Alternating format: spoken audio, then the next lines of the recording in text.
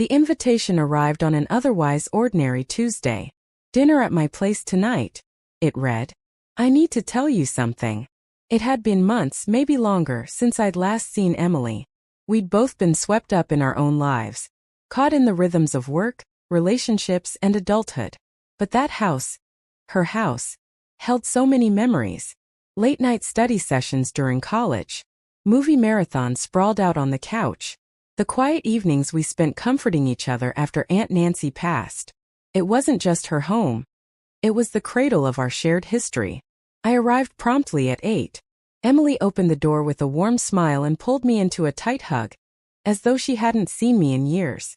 "You won't believe this," she said, eyes sparkling. "My dad's getting married again." My heart lifted. I hadn't known he was seeing anyone. "That's amazing," I said. And I meant it. After over a decade of being alone, he deserved love again. As we walked toward the dining room, Emily filled the space with her usual animated chatter, discussing the wedding, the planning, and the venue. I was smiling, half listening, when I turned the corner and saw her. Lauren. Time stopped. She stood by the fireplace, wine glass in hand, posture graceful and composed. Her brown hair now carried subtle silver strands, but her presence, elegant and magnetic, was unchanged. "Kate," Emily said, oblivious to the storm that had suddenly stirred inside me.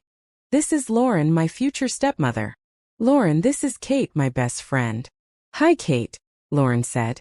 Her voice was steady and polite, but her eyes, they betrayed her. In an instant, 5 years collapsed.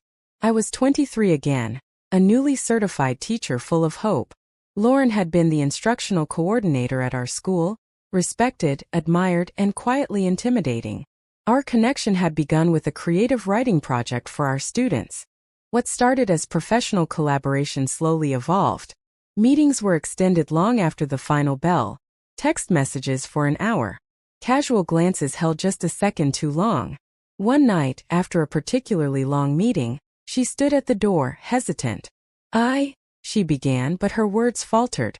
I didn't wait. I crossed the space between us and kissed her. Deeply. Recklessly. From that night on, we were a secret. We met outside of school, in tucked-away cafes and roadside motels in towns where no one knew us. We stole moments, living in fragments, always under the shadow of being discovered. It wasn't sustainable. Think we both knew. One day she ended it. "This can't be more than what it is," she said quietly. Then just like that she was gone. She resigned from her position and vanished. No goodbye. No closure. And now here she was. Throughout dinner, every word we spoke felt hollow, every glance a silent memory. "So you two know each other?" Emily asked between bites of salad. "Yes," Lauren answered coolly, almost too quickly.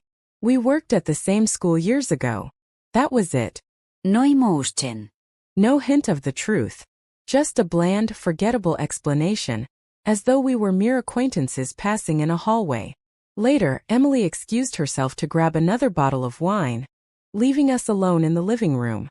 "Kate, don't," I said, cutting her off gently. "You don't have to explain. It was a long time ago." She stepped closer. "But what happened between us is in the past," I said, trying to keep my voice steady. But she held my gaze just as she had that night 5 years ago. "And what if I told you it never really was?" The sound of clinking plates came from the kitchen. Emily was calling us back for dessert. We didn't move. In that moment I knew. Every family dinner from now on would be an exercise in self-control. Every shared glance was a quiet war between what had been and what still lingered, dangerously alive just beneath the surface.